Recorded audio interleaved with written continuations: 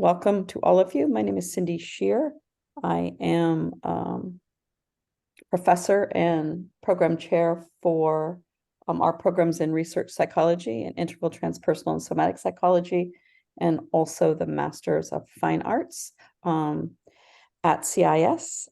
I have had the great pleasure of working with Paula as her dissertation chair, and I'm delighted to be here today to bring this work forward and to have the chance to have it presented to you and to talk with her and with you about it. I did briefly want to introduce our other committee members. Judith Burden, who is associated with Flagler College in St. Augustine, Florida, a very strong writer and background in working with the Department of English and Women's Studies there. And also, I discovered an interesting background in medical writing, which is fun to know about. So welcome, Judith, and also want to introduce Anna Corwin. Many of you already know, Associate Professor in Women's Spirituality Program.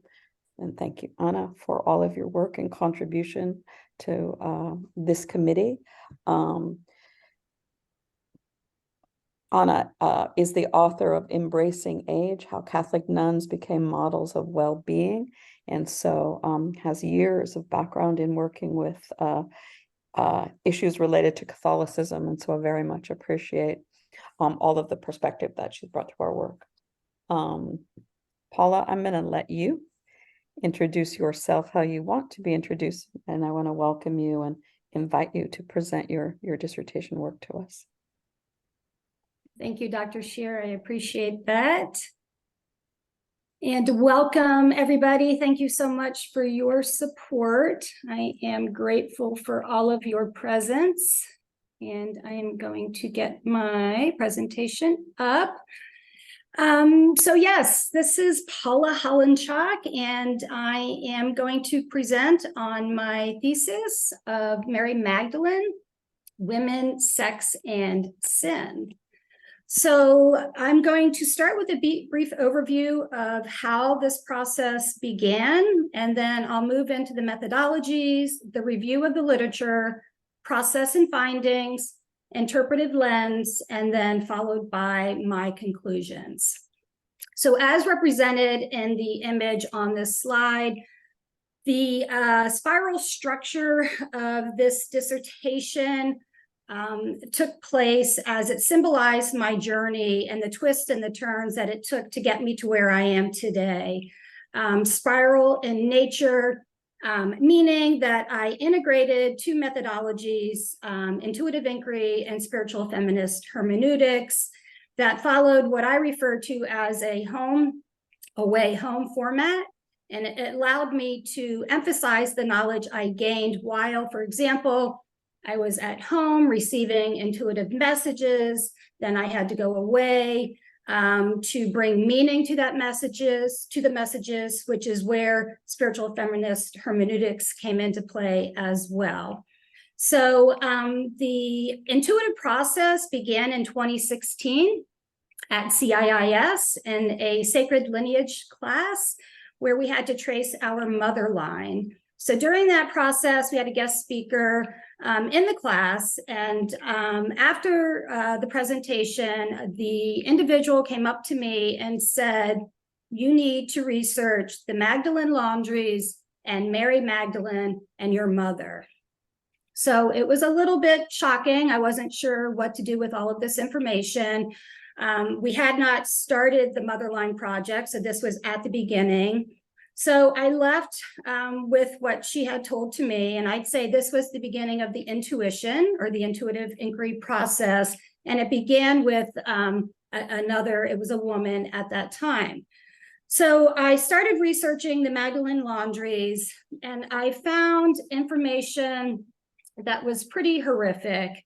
The uncovering was that the Magdalene laundries were homes, asylums where unwed pregnant women and girls, also known as the Magdalenes, were sent to homes to work where they were imprisoned, neglected, and abused during the time frame lasting over 2 centuries. So the Magdalenes were mentally, physically, and emotionally damaged for exploring their sexuality or for suffering rape, including incest, to then only be shunned by family, society, and church as sinful. It was at this point in the research process that I began to recognize the many identities that the Catholic Church and Christianity in general had been prescribing to Magdalene over the centuries. My upbringing was in Catholicism, so I knew a little bit of Mary Magdalene, but I had not known anything about the Magdalene laundries, nor of her gospel. So the many identities that I had remembered that the Catholic Church had been teaching were the identity of this woman, Mary Magdalene, who was a repentant, sinful woman. So that was coming back to me as I was starting to make the connection between some critical aspects as to why the women and the girls were imprisoned and punished by the Catholic Church in these Magdalene laundries. So therefore, the process continued.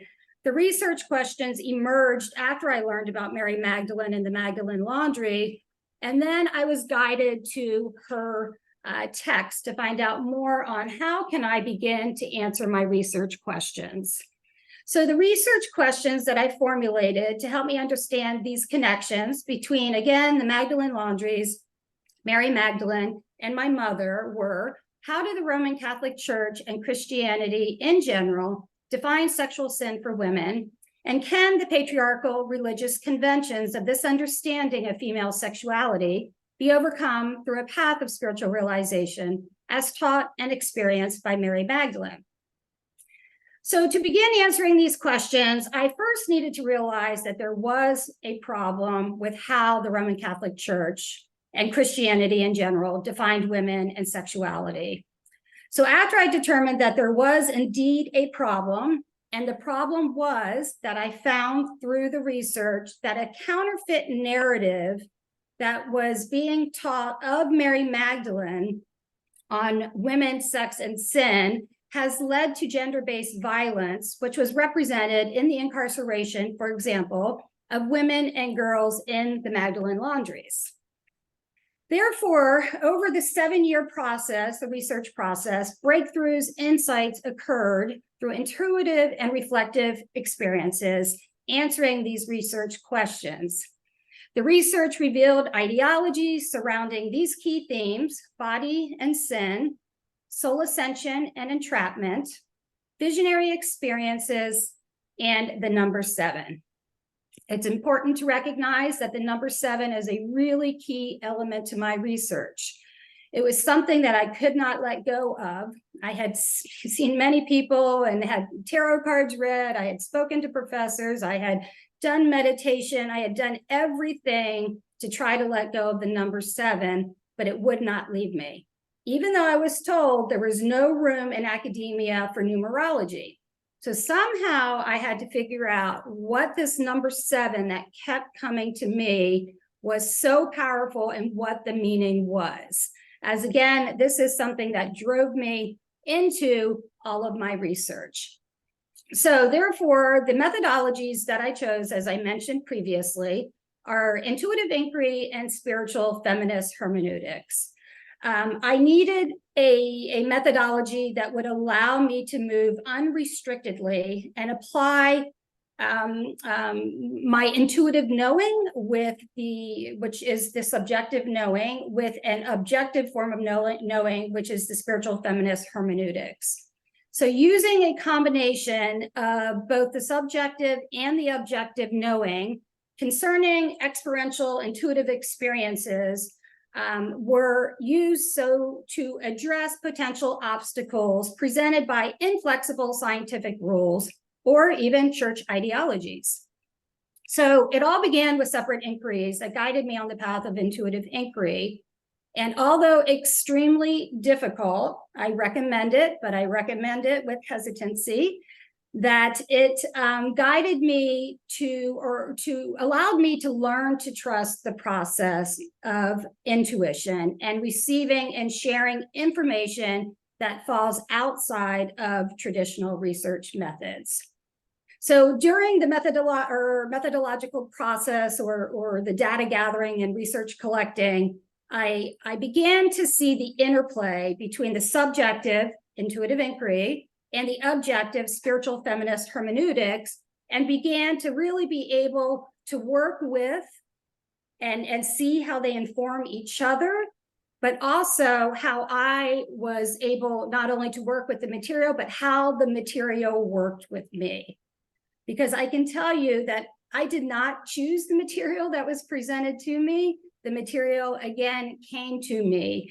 So that was the most challenging part, was to learn how to use the interplay, or to see the interplay between the subjective and the objective knowledge.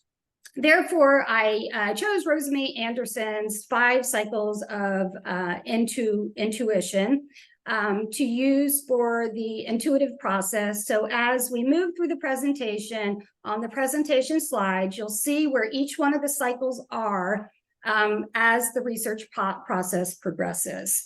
I also, in regards to the spiritual feminist hermeneutics, chose to incorporate Elizabeth Schussler-Frienza's 4 methodology as a feminist model for critical interpretation.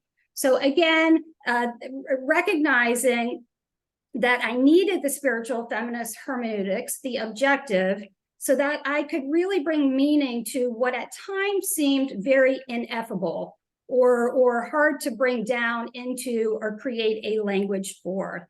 And that was through the intuitive inquiry. At times I felt that the information that I was receiving, that almost the subjective, by bringing it into word or language of the objective, I felt was taking away from really what the subjective knowledge that was received. So again, a very complex process, but then recognizing that intuitive inquiry and spiritual feminist hermeneutics inform and support each other in all aspects of this research, and one could not exist without the other. So then that led me into my literature. So back to the number 7, the continuous appearance of the number 7 kept leading me back to the Gospel of Mary Magdalene. So as I had mentioned previously, that I had no knowledge that Mary Magdalene had a gospel in her name. The number 7 brought me into her Bible once I had recognized it after finding the Magdalene laundries. And it made me recognize there was something really, really important in the Gospel of Mary Magdalene surrounding the number 7. So Mary Magdalene, the Gospel of Mary Magdalene, is one of the primary sources used in this dissertation process. I also chose Karen King's work, as she is one of the leading scholars in interpreting the Gospel of Mary Magdalene. Therefore, another primary text used in this research is the Gospel of Mary Magdalene, Jesus, and the First Woman Apostle. So after reviewing the literature, I was able to gain a better understanding of how Western Christian ideologies and teachings on the female body and its sexuality as the ultimate corruption of purity and virtue. So therefore, the literature allowed me to answer the first question posed in this research, which was, how do the Roman Catholic Church and Christianity in general define sexual sin for women? So embodied experiences is what I found that are being left out of traditional church teachings. Whereas in the Gospel of Mary Magdalene, for example, the body is liberated from the vilifications of the church fathers' patriarchal stories, and embodied experiences are encouraged and embraced. This allowed me to see Mary Magdalene in a new light.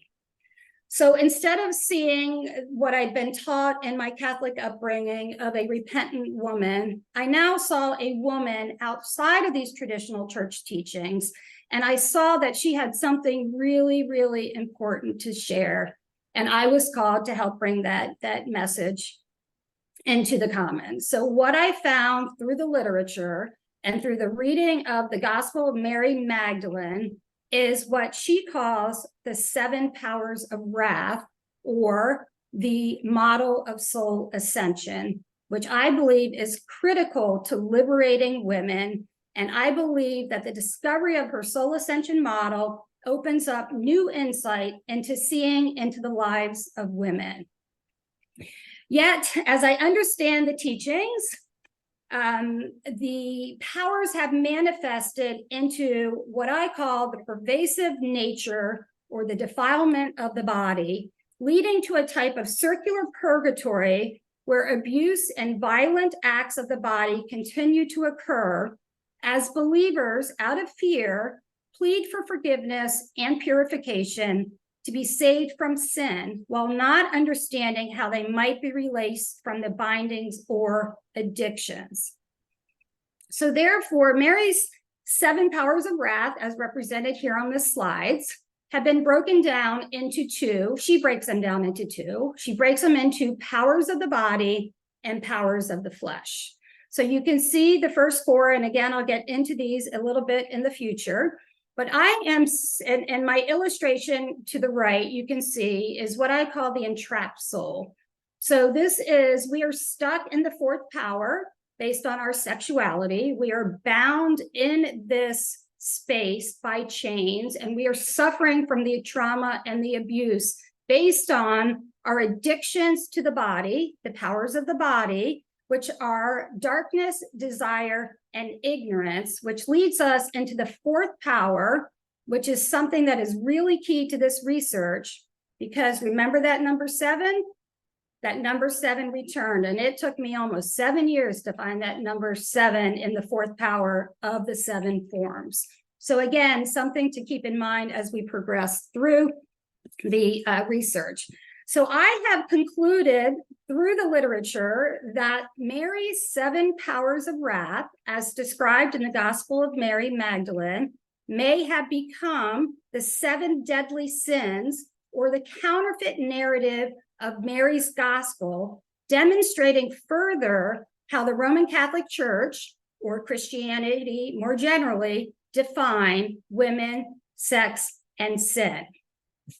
So if the counterfeit powers appear as a person attempting or exercising power over another person, and as temptations of the ego to bind the soul to the body.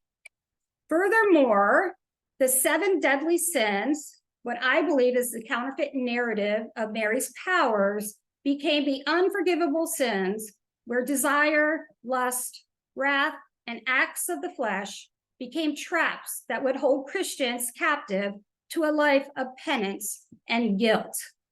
The harm caused by this counterfeit story told by the patriarchy, which continues to degrade and harm women, are found in what I discovered with the Magdalene laundries and the incarceration of women based on their sexuality.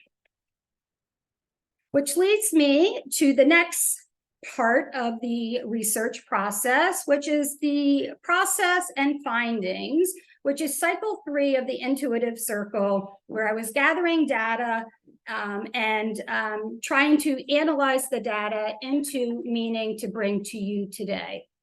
So some key themes that emerged in the data collection process are listed here. You can see in the top right corner are journals that I kept of the data over the 7-year process. And the 7-year process was indeed a long process. And when I got to the point of my research, when I thought I was finished, I realized that the number 7 kept coming back to me again. And I was super close to the end until it would not stop. So I then realized that I wasn't done, and that it was time for me to confront and deal with what was really happening with the return of the number 7. So Again, as I mentioned earlier, the number 7, which I had determined here, which was almost at the end of the research process, was locating the 7 forms in the 4th power of Mary's 7 powers of wrath. So the Magdalene laundries and the uncovering of the Magdalene laundries led me to also discovering that my mother had been incarcerated as a fallen woman in the Magdalene laundry. So I came to the conclusion, I was again questioning spirit in the process and the receiving of the messages. Why did I need to endure and witness the pain of my mother to bring this message into, again, the commons? And the answer was, I would not have discovered the 7 forms or the 7 powers if I could not connect my mother to the Magdalene laundries and Mary Magdalene. So I knew that once my mother's story was finally connected, that bringing light to Mary's model of soul ascension meant that I had to show how the binds of the counterfeit powers took over and held my mother captive in the 7 forms of the 4th power. So the process led me to several pilgrimages over the period of the 7-year research process, but 2 are of primary importance. So the first was a pilgrimage to the south of France. And you can see in the top right corner there, the picture is of Mary Magdalene's tower. So in the south of France, Mary Magdalene is honored and revered. It's just placed really highly on a pedestal. And the message of me going to the south of France came through a vision. And it was a very, very powerful vision of 2 women and a man holding a baby. And the 2 women, one of the women was speaking to me. And then I remember I saw them fading. And I remember saying to the woman that was speaking to me, "Where are you from?" And she said, "Bucharest." So I started doing a lot more research, and I found that Bucharest is a mountain in the south of France. And it's the only inverted mountain, maybe I think there's 3 in the world, representing to me the divine feminine. But also where the Bucharest was a space called the Gorge de Galamas. And this is it's called the Church in the Rocks, where Mary Magdalene was said to have given many of her teachings. So while I was in the south of France, I kept receiving again the number 7. The number 7 drove me throughout France and my whole journey. So I knew there was something very magical about what was happening. So what happened in France was, again, me being able subjectively through intuitive, visionary, mystical experiences to receive and have a new image of Mary Magdalene. However, pilgrimage 2 took me to Ireland. And Ireland, you can see in the bottom right, was the place where the first Magdalene laundry operated, and where I visited. So again, the mystical to the objective, and again, seeing the interplay between the subjective and the objective, and being able to make meaning of what was happening. So I then decided that I had enough information through journaling and through my pilgrimages to recognize that it was time for me to start decoding the Gospel of Mary, more specifically, the 7 powers of wrath within her gospel. And through that, I recognized in my findings that we are frozen in time. And then the Magdalene laundries are an example of the entrapment to the 4th power. So the first 3 powers, darkness, desire, ignorance. So I came to the conclusion, again, through my data gathering, that and using the Magdalene laundries to decode Mary's 7 powers of wrath, that women were imprisoned in darkness in the laundries. They were marked. Their bodies were marked by the visibility of being pregnant out of wedlock. The church decided in the markings of their body, using their body, to incarcerate, abuse, and write these women's stories. The desire to rule. And again, remember, these are the counterfeit narratives to what Mary Magdalene has meant in her message of the 7 powers of wrath, which again are demonstrated in the Magdalene laundries. The desire to rule became a powerful tool used against women. They were abused for exploring their sexuality, their sexual desires, as well as for the desire to mother their own children. Ignorance, the 3rd power. Forgotten in ignorance, voices were silenced, and women and children were forgotten because they threatened the church's teachings and presumed sanctity.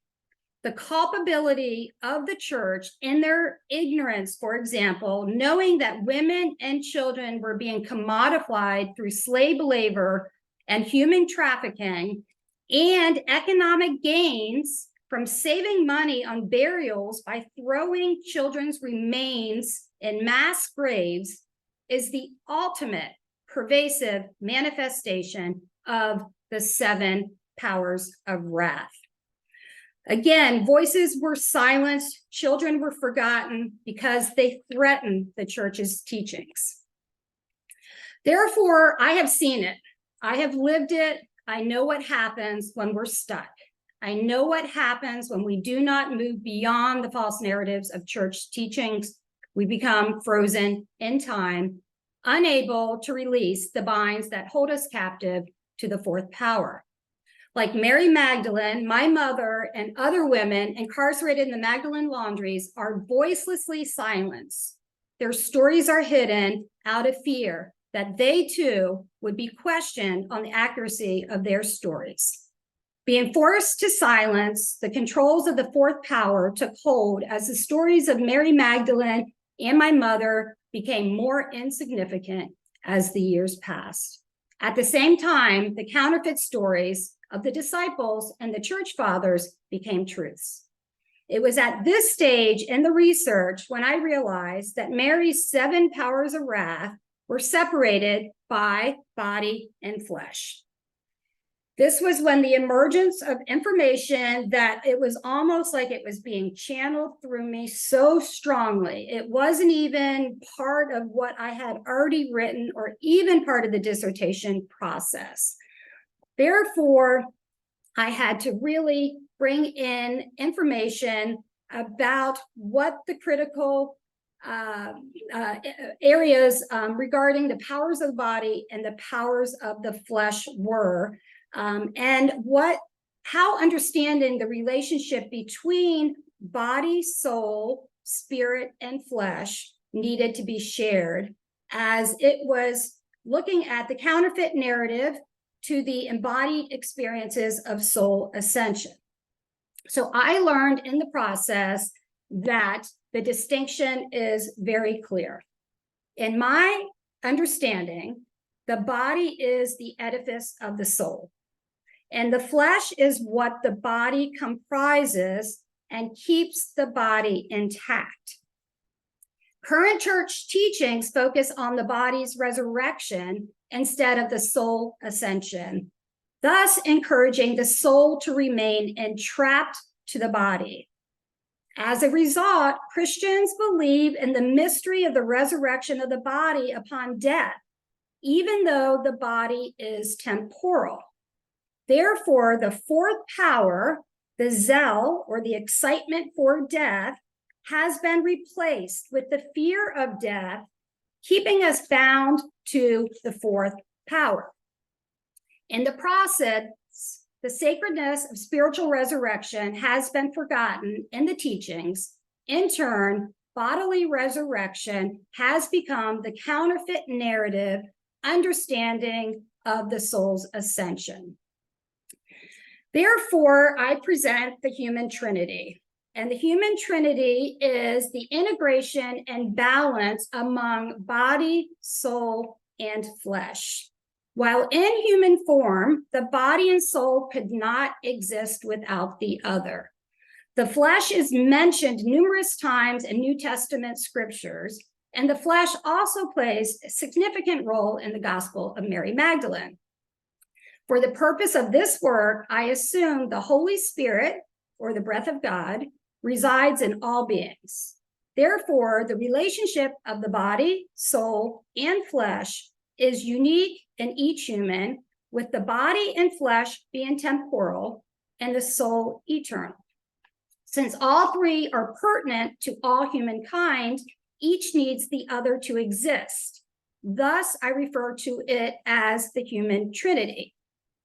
Because all things now are subject to the soul, anything that happens to the flesh also occurs to the body and the soul, as the flesh needs the body for survival while in human form. Since the flesh cannot be punished, the body receives the consequences of the sins of the flesh. To further understand these complexities of the flesh and the body, parts of the flesh can die in bodily form. For example, if somebody gets burned, the flesh is removed, but the body continues to live and houses the soul.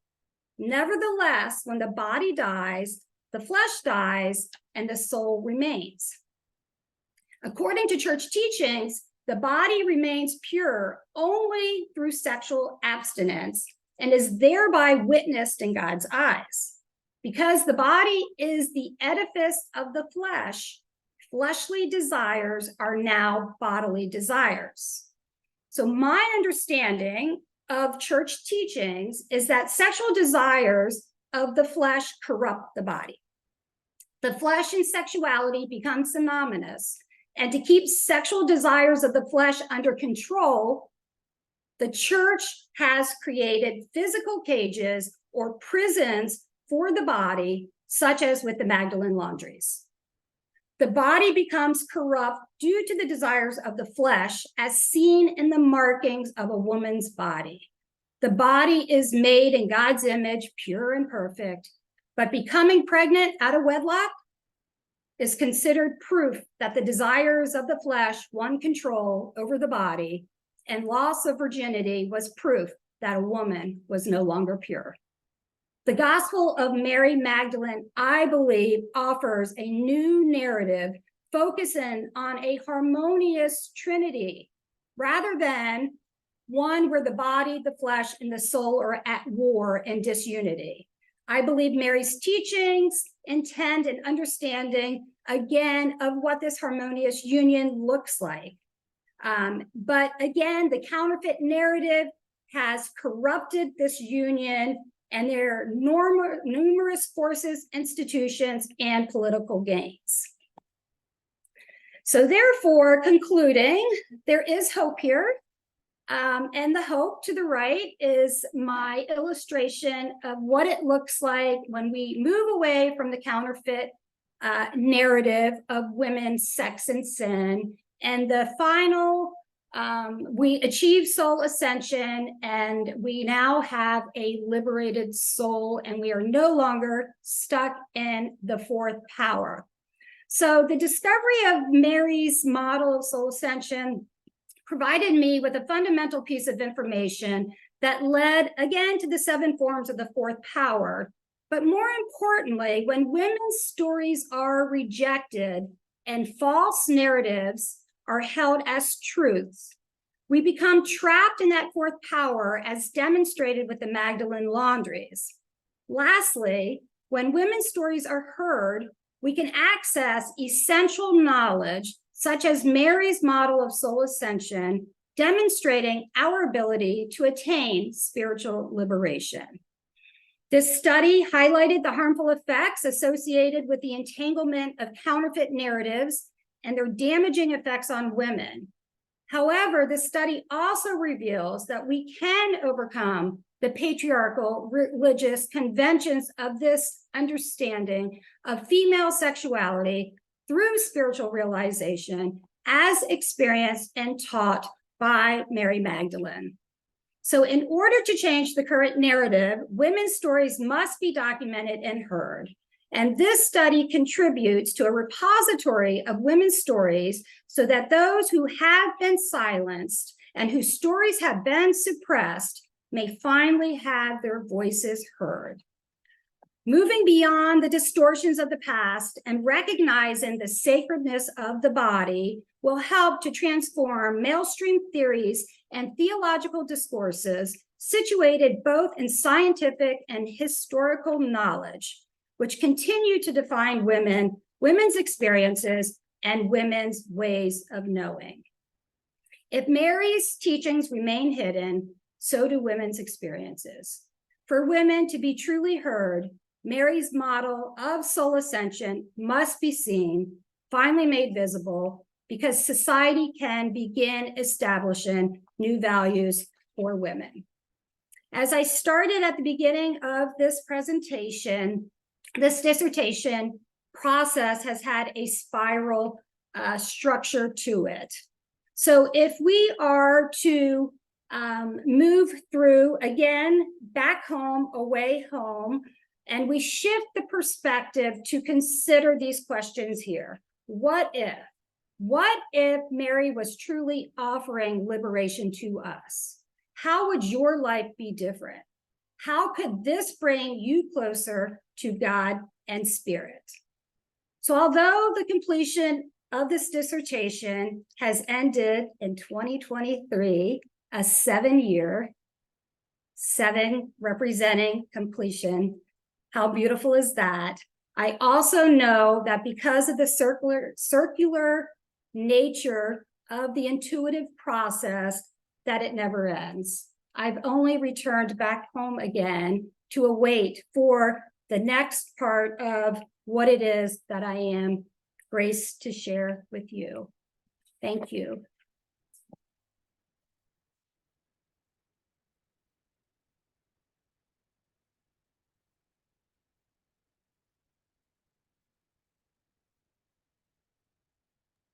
Thank you, Paula, very much. I'd like now to open up to our committee to ask some questions or to make some responses to the work.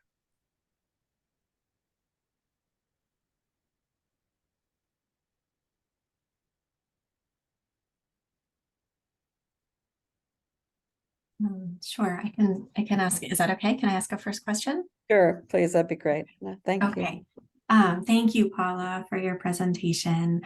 I wondered, my first question is just towards the beginning when you were talking about the methods, you spoke a bit about, I hope that I'm getting this right, but I believe that I heard you saying that at first you were feeling like that you spoke about the objective and the subjective and these two pieces that you were handling, the intuitive inquiry and then the exploration into the research that's out there by others.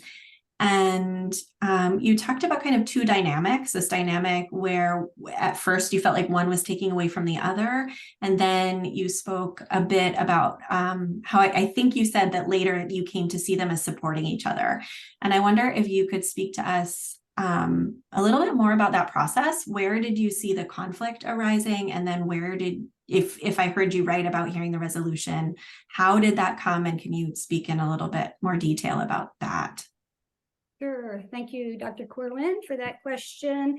I would say that it was extremely difficult. I've always been gifted with intuitive knowledge, psychical, mystical experiences, which now that I'm speaking, it's ironic because I truly have a background business and a very linear way of being. So I never accepted those gifts as they didn't fall into that I guess box of linearity.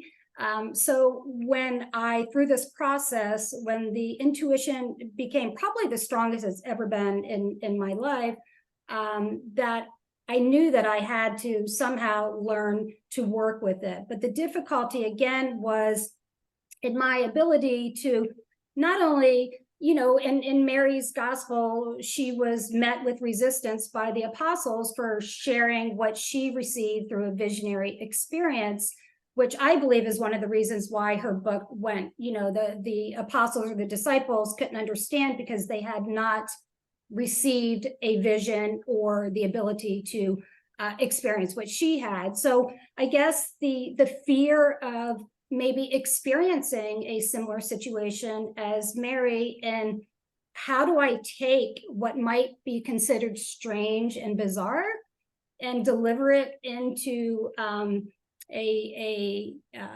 again, something that's ineffable. A lot of the stuff that comes through is really challenging to share, but I also knew that if I was going to help to you know, bring women's experiences and the importance of women's experiences and documenting them, that I had to learn how to do that, which is where I had to really embrace and learn how to work with and allow the information to work through and me to work with the information that was received.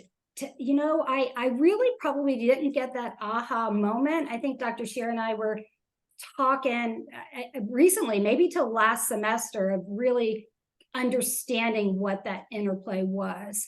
So if I were to say there was one really difficult area in this dissertation from the beginning to almost the end, was understanding the methodologies and the interplay between the two, and really how important they were. And as I had mentioned before, one cannot exist or could not exist without the other. Otherwise, if I were to share just intuitive inquiry in the world of academia, for example, I know I would be met with resistance. So I had to find a way to find that balance, but to recognize that embodied experiences are so important and they need to be documented. Maybe a way to come at that, or just to try and get a little bit more conversation on that. One of the things that I've been thinking about around this work is how Mary Magdalene was a model for you, to use that word as you stepped into you saved. She was someone you were kind of drawn to. And so, you know, my sense is that you were inclined to, you know, to be engaged with her experience. And so my understanding, when you say that some of what came to her about her, you know, her work with the fourth power, etc., came through vision, etc. One, there's kind of that model there of, oh, someone who's had that experience. At the same time, for me, one of the great curiosities about this work is there's pages missing, right? So the information that we have is partial to a certain kind of degree. And so again, there's that kind of model of,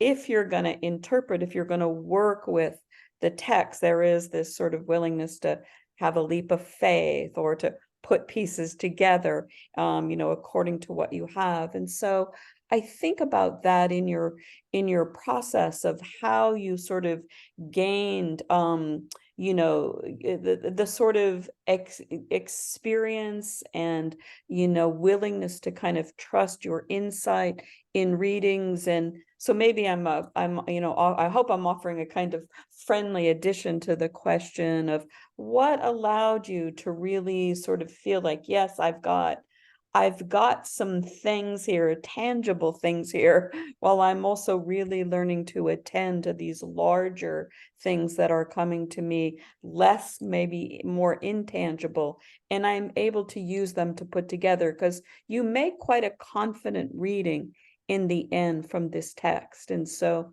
yeah, anything else you might want to say about that process of being able to get there? Oh my goodness, a process indeed. Thank you. And definitely like a jigsaw puzzle. Right when I thought I had all the pieces together, they were all shifted and thrown around. But you know, I also had to look at the New Testament. So I had to pull in, you know, the stories written by men for men, and really to see and recognize that, I can't fight against something so powerful and so strong, but I can take what they say, right, and bring a feminist perspective to the masculinist, and their voice. So it was really very, very challenging. A lot of back and forth, home away home. So, I would receive an intuitive message at home, for example, per se, and I'd go away to the biblical scriptures, or I'd go away to Mary's Gospel or Carrie King's book and try to bring meaning to what I was receiving. And then I'd go away again, or go back home again, and then I'd be repeating, but it would be elaborated, and it would be,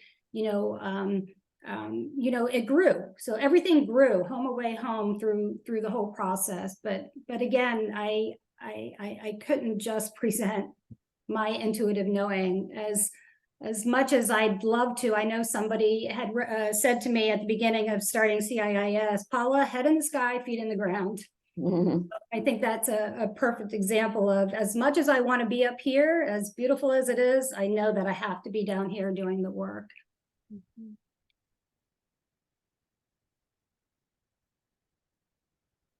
Yeah, I have a lot of things going on in my head. I mean, as I was reading your work, Paula, coming at it as an English professor, of course, I'm thinking of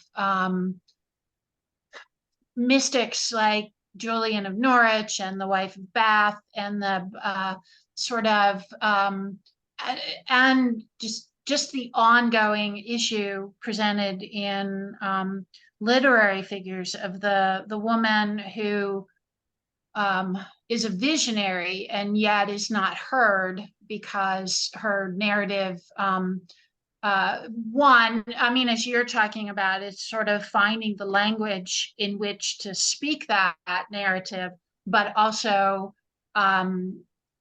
being heard. And it's that it is a linearity, but it's also sort of mind-body split, that it's like has to be a kind of cerebral experience, that we have to be able to translate experiences of the body and in the body into a kind of academic vocabulary that's both linear but also speaks to a kind of cerebral interpretation of experience. So the apostles not being able to hear what Mary has to say because, of course, their own experience quite different from hers. But I really enjoyed the way that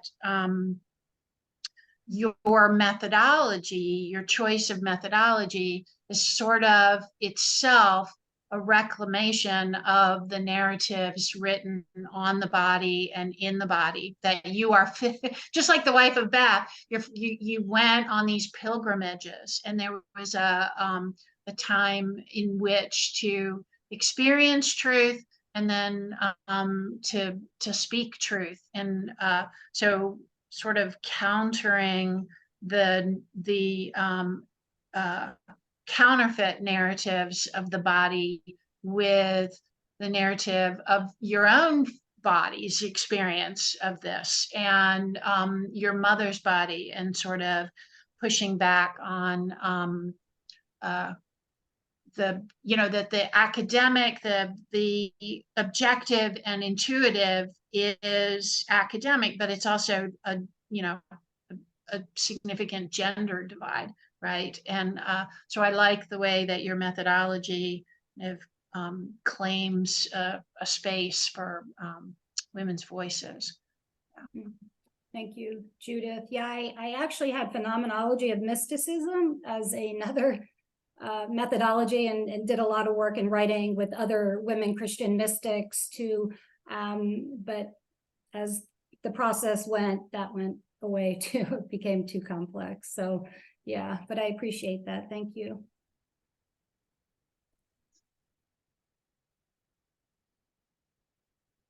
One of the things that interests me, Paula, in the question that you raise about that you kind of leave with of what if we were to accept this, is that actually the journey's had a lot of very difficult information. It's a lot of difficult truth that you've had to deal with, and that are clearly in the culture around the Magdalene laundries, your mother's experience, etc. And so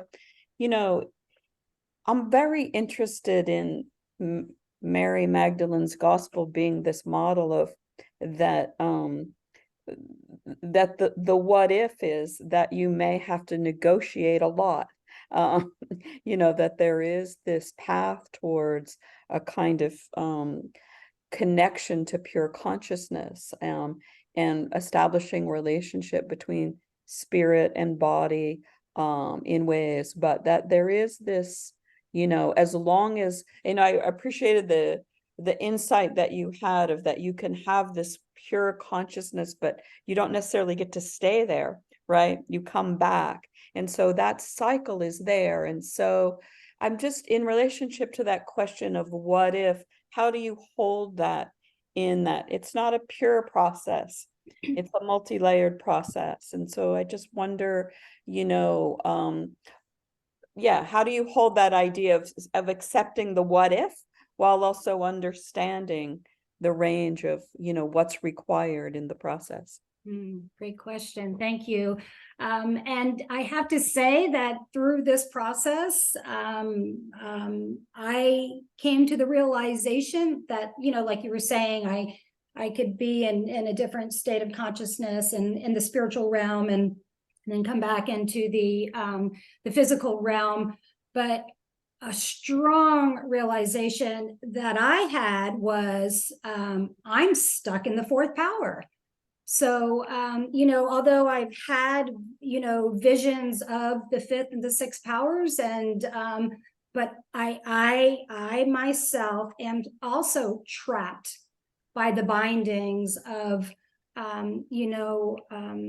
what this research has demonstrated of the counterfeit narrative. So, the what if is, what if I can work through the seven forms and the fourth power? What if I achieve spiritual liberation? It's a gift to every single human being that we have the ability to achieve, soul ascension in physical human form. But we're so ingrained in focusing on the body and sin and what happens when we die, that we are truly forgetting and living in darkness and forgetting the journey home of why we are here. And again, this is my interpretation of why we are here on this earth. So that what if is, what if I continue moving through this model of soul ascension?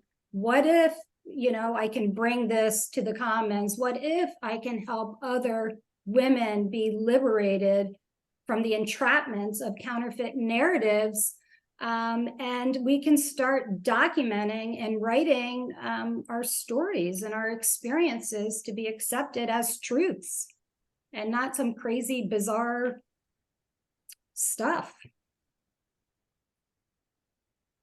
What if?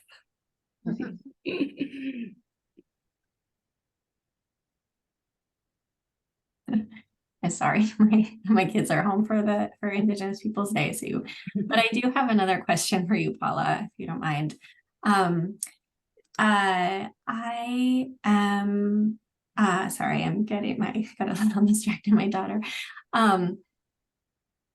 You just touched in again on this what if we aren't trapped in this fourth power, and what if women's stories aren't rejected, and actually first I'm going to say I think what you're doing here, I love that you're a business professor doing this, bringing this other piece in, and that there's, just like Dr. Scheer was noting, there's this kind of parallel to what you're noticing in Mary Magdalene and the erasure of her gospels and her presence, and then in these academic spaces, the erasure of the body as a site of data, of information, embodiment, and which has been sort of this movement that you're very much part of, and that is very much, I mean, I see your work as very much situated alongside a lot of feminist theology that is bringing these questions of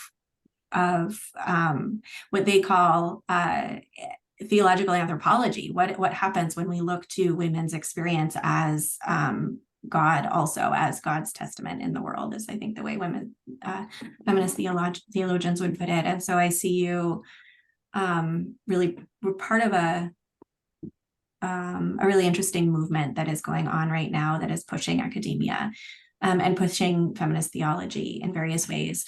But my question, because I have read the dissertation, but not everyone in this room has read the dissertation, and you spoke a little bit about it, but I mean, a real key theme that has come up and came up again just now is this idea of being trapped in the fourth power. And I wonder, given that not everyone in this room has spent as much time with your work or hasn't been able to yet, can you explain in more detail, what does that mean? What is maybe, and you just spoke about it for yourself. So I wonder if you could maybe both touch on the more theoretical level, what that means, but also maybe on a personal level, if you're willing to go there. What does that feel like? How do you know? Sure. Thank you. And, you know, I know that I'm trapped in that fourth power because of the work that I've been doing. You know, I think it's a good reminder, especially those of us that are in the women's spirituality program, that sometimes we stay up in that sky and you know, we think we've attained something, whatever that something is, only to recognize that we are human beings and we're imperfect, and we have to navigate the materialities of the world, which means the bodily concerns, and you know, the ability to recognize, you know, darkness, desire, ignorance, and zeal for death. The fourth power, the zeal for death, as I perceive it, coming from Mary Magdalene's perspective. And remember, the first four powers are bodily. So she wants us to recognize, to me, the bodily is being in human form, right? Navigating this world. And that sin is not something that's ascribed by man in scripture, but sin is the neglecting of our returning home and achieving that soul ascension model. So consciousness is a big part of allowing me specifically to realize where and how I'm trapped in darkness, desire, and ignorance. And when I see myself falling back into the traps, by bringing conscious awareness to that, I can begin to make the strides to move out of the that fourth power and then go into those seven forms. So it's almost like, if you look at Western traditions and the chakra system, so as I was working through Mary's seven powers of wrath, I was seeing it very in similarity to her, to the chakras, right? The seven chakras, and really noting, again, the lower ones, the bodily, the first through the four, and then the three working to that seventh power, which is soul ascension, spiritual liberation, being the seventh power, similar to Western tradition. So I really see this model as a model, again, similar to what Western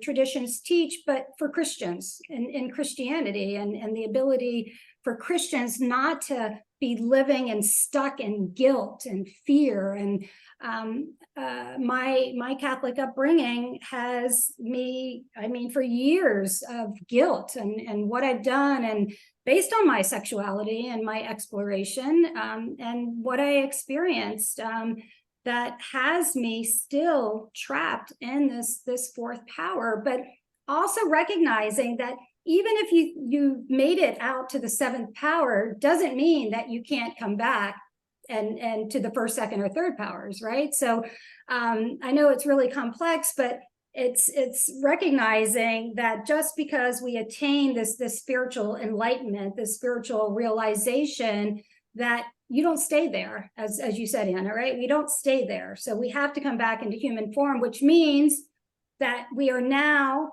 fighting these powers of darkness, desire, ignorance, and at any moment we can be thrown back into the trap of the fourth power. So this is where the work lies, to me, of how do we progress forward with this model of soul ascension and get out of those seven forms in that fourth power so that we can move to that fifth and that sixth.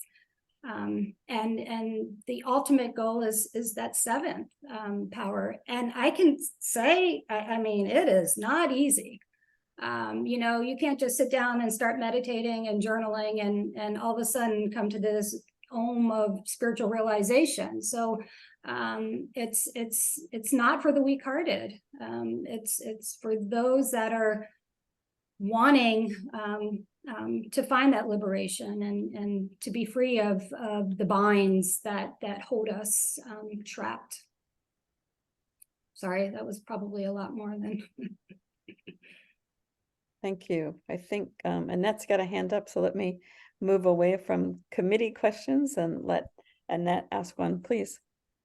Thank you. And thank you, Paula. I have questions that actually in line or before the question I'm going to ask, but I want to follow up on what you're talking about with the fourth power.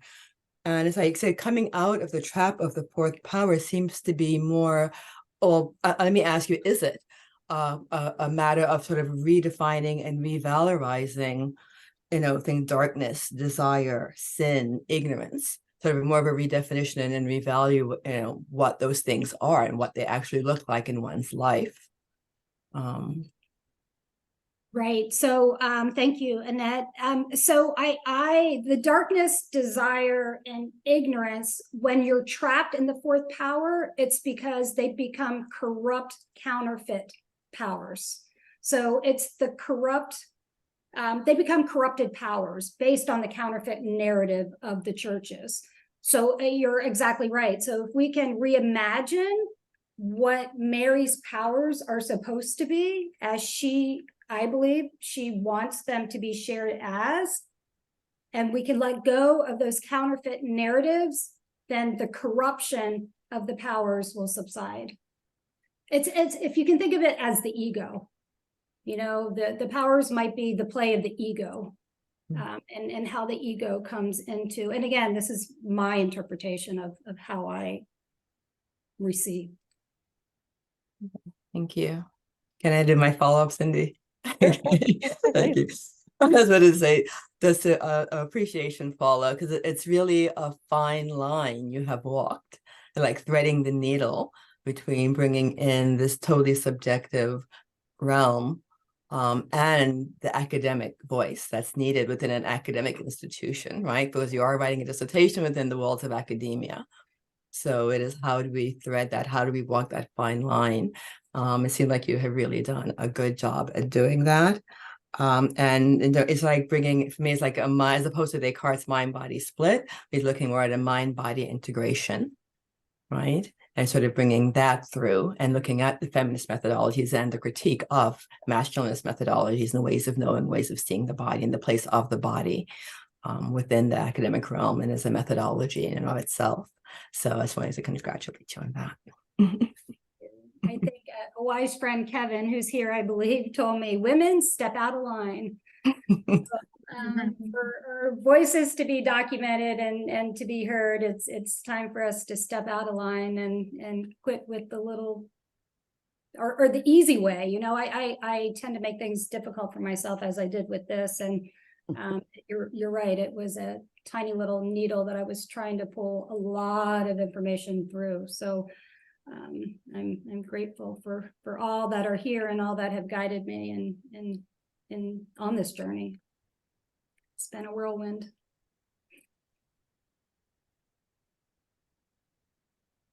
You know, one of the things that makes me think about is I was looking back at some of the work this morning, and I remember you talking about language, that the challenge here is to find the language, you know, and you know, in other words, new language to connect with new, I think you use the phrase of angles of vision or something like that. And so maybe I'll just ask this briefly, and then I want to begin to move our committee to a deliberation. But I think about that question of language as one more area to look at more, to inquire into more. And so maybe can you just say for yourself and for others, just a slight bit more about, not, you know, we've mentioned the what ifs, but the what next around this kind of work. Great, thank you, Dr. Shear. And I think it's really important in my lit review. I'm drawing a blank, but one of the texts that I used was talking about the mother tongue versus the father tongue. So, you know, finding the language and bringing the mother tongue in to the research. And as you know, Rosemary Anderson heeds the warning that this type of research process is not for everyone. So I also, you know, recommend to heed her warning, but I also recommend that it's so important that women's experiences are documented. And I highly, highly recommend for future researchers to step outside, step out of line, and into a world that might not be comfortable, and use your embodied experiences and document them and write them. So what a story that's 2,000 years old, that's been kept hidden, that only just reemerged in 1917, the Gospel of Mary Magdalene, which has such an important message for us, didn't need to take 2,000 years to come into you know, reality, into the commons, but to again encourage researchers to take this model and to you know, explore further using you know, intuitive inquiry perhaps, or phenomenology and mysticism, and other methodological approaches that might not again be considered traditional research methods, so that we can really experience and document these experiences, so that they don't go hidden and they're not lost, and that our voices as women are so important. Yeah, I know I'm not done. I know, you know, I can tell you this much: Spirit's given me a little break for a couple of weeks, but I was walking on the beach yesterday, and things already started coming through as to you know, what needs to be done next on my part. So I don't know if it's a book or if it's more, I don't know, but I know it will come to me. So if I can just end with trust, you know, trust the process, trust your intuitive knowing, and allow what is to come through, and be with that. Thank you. Thank you very much. I think I'd like to move our committee to our breakout, but I hope the rest of you here will continue to ask questions and talk, and we will see you in a little bit. Thank you, Paula. Thank you. Thank you, Paula. Thank you, Cindy. I'm opening a breakout room for the three of you. When you're ready, just come back.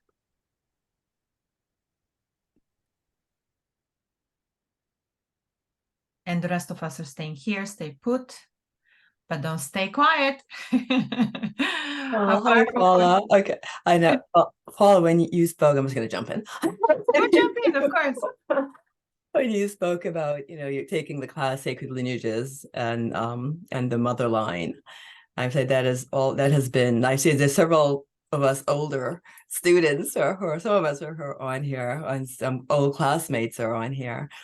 And that project and that class has always been, and it still continues to be something that I love. I love it. Yeah. And it's, I in my teaching, when I say nobody knows, women carry so many stories, and those stories are usually forced to silence, and we suppress those stories out of fear of sharing them. So, these stories we carry are so important for, example of, women in the kitchen, or carrying recipes for something as simple as that, or, healing, modalities that can really be shared generation to generation, but we don't, because we might be considered a witch or stepping out of line, or, so important. And the mother line, sacred lineages, and Alco was a huge support and role model for me in that class, and holding space for me as it unfolded. Was realizing, 65 years old my mother was when I found out this story of hers. So to think that she was carrying this, and the child that she was from incest, that was born in the Magdalene laundries, found her. So it's just heartbreaking that as women, our stories are forced to silence, and we have to keep them hidden, and we really need to document them. So that was a really great class for I would love to know how many women's stories come out of that class in regards to their final dissertation, if that's like really a driving force for what emerges. Thank you, Paula. There is a question from Patty. Oh, I see you, Mary Claire, and you're certainly going to go next. Thanks. Sorry. Yeah.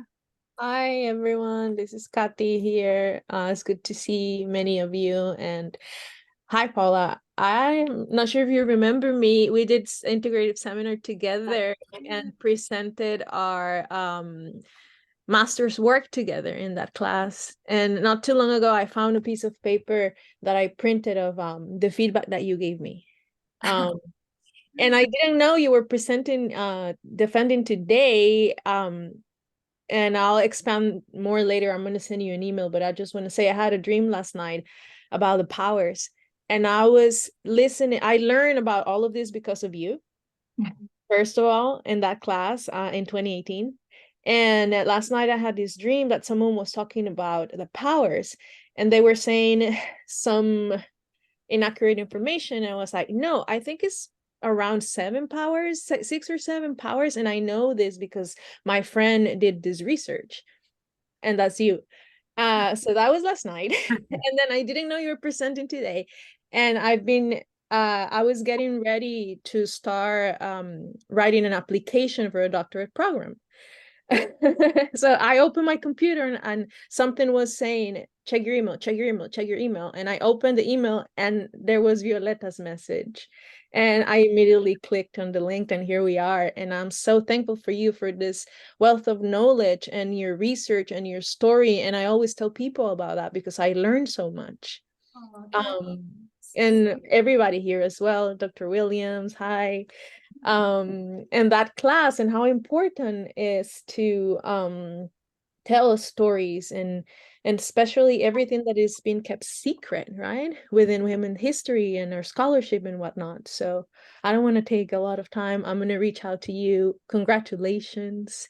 And it's great to be in community with y'all. Great seeing you. Thank you. Yeah. Looks like Spirit's working through you. I love it. Mary Claire? I am. Oh, yeah. Yeah, go ahead. Yeah. I didn't want to jump in because I'm sure there's so many people here who already know you, who want to congratulate you, but I just wanted to step in and say, I'm over in the Transformative Inquiry Department, but I wanted to say thank you and bravo, and such a timely offering that you're making in the world of academia, in the world when what we will be reclaiming as a collective feminine is here to rebalance and to bring that soul ascension model. I'm wondering two things. If you're familiar with this book, The Gospel of the Beloved Companion, which was only released in 2010, and it's the complete Gospel of Mary Magdalene that includes some of the lost fragments that were only recently released by the community down in southern France in the Languedoc. And I mention it because in one of the lost fragments includes a piece with a soul ascension model that has a 7-part flavor to it that seems like you have been reaching into the ethers to grab. And I think you will be stunned and delighted to see the correspondence here. This woman, Jeanne de Quillan, obviously had met with resistance.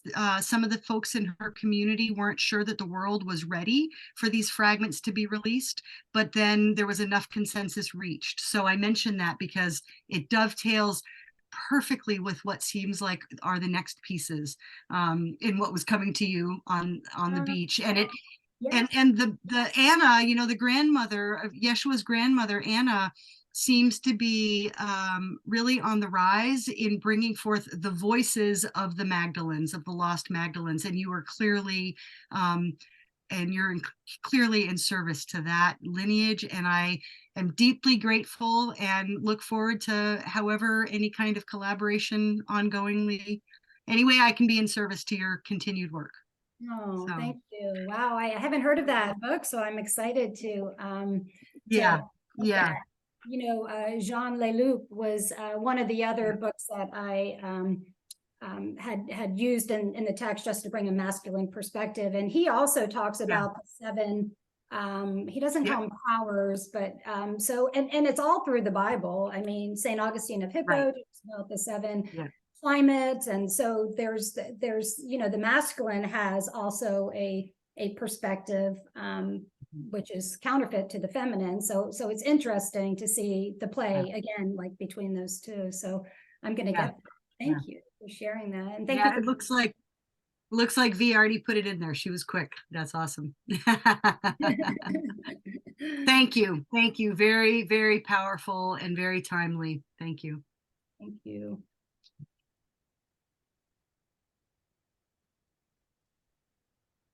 Molly, go ahead. Hi, I am an EWP, East-West Psychology. I'm finishing my coursework and beginning my process of research, but I am also working with Mary Magdalene. So I was referred to listen today. And I'd love to know, I will definitely reach out to you separately too. Chrysalis recommended that we have a little chat. I worked with her a bit. But I'd love to know too from you, which other authors you've explored, and if you've had any time to look at Megan Watterson's work or work with her at all. Yeah, she's been, if you have the chance to go to her live weekend thing, it's pretty powerful and amazing. And I feel like the work she's done too with some of the ascension process has been, her interpretation of it is really amazing. I really love it. But yeah, I'd love to hear from you a little bit more about some of the other authors that you worked with. Thank you for coming. Chrysalis told me about you and your research. So yeah, I'm excited to learn more. But Megan Watterson's book, I was so excited because it just came out, I think in 2021. And it was called The 7 Powers, I think, of her books. I started getting nervous because I was like, oh my God, I'm into this. Nobody had done it yet. I'm like, oh my God, you know, so when I read her book, it was completely different, of course, than what I did. And she took it on her own personal journey through each one of those 7 powers. But yeah, so I did use her work, and Cynthia Bourgeot, of course, has a lot of work in regards to Mary Magdalene as well. Yeah, I love Cynthia. She'd be on my dream. Yeah. more now. She's I know. She so has wonderful. great retreats too that are Yeah. My direction also will be totally different. I'm doing more theoretical and really doing a lot more work on how the church has constructed their narrative and then doing the deconstruction through Mary. So it'll be a little less fun than I believe I would have had doing some more of the work you had. But You know what might unfold in the process. yeah, it's definitely, but I'm planning a trip to the south of France. So we're definitely going to have to connect on several levels. I appreciate everyone who is doing this work to help build the blocks for me to join with. Thank you. Thanks, Molly. Thank you.